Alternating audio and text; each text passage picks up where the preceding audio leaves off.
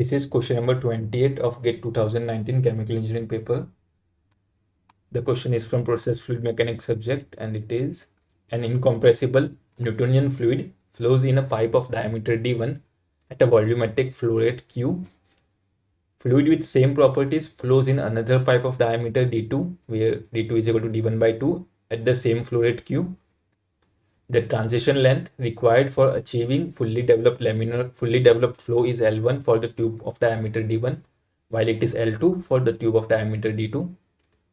Assuming steady state laminar flow in both the cases, the ratio L1 upon L2 is dash. So over here we have been given two scenarios, in which in the first scenario the diameter of the pipe is d1 and the flow rate is q, whereas in the second scenario the diameter of the pipe is d1 by 2 and the flow rate is same q. The transition length required for achieving fully developed flow in the first case is L1 and in the second case it is L2, and we have been asked that considering laminar flow, what is L1 upon L2. So from the boundary layer theory we can write that for steady laminar flow,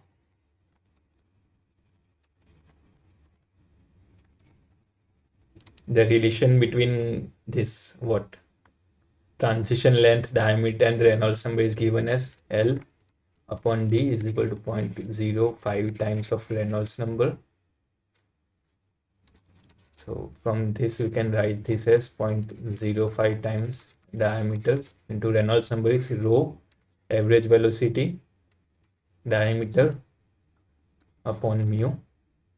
So this we can also write it as 0.05.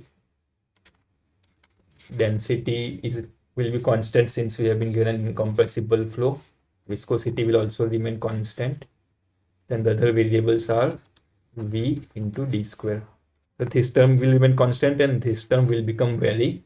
Whereas in the given question, in both the cases, the flow rate Q is remaining constant. So what we can do is since we have to find the correlation with respect, since the diameter is changing, we can write this velocity in terms of diameter and then equate to find the ratio L1 upon L2. So the flow rate Q is remaining constant and we can write this as, so this is volumetric flow rate.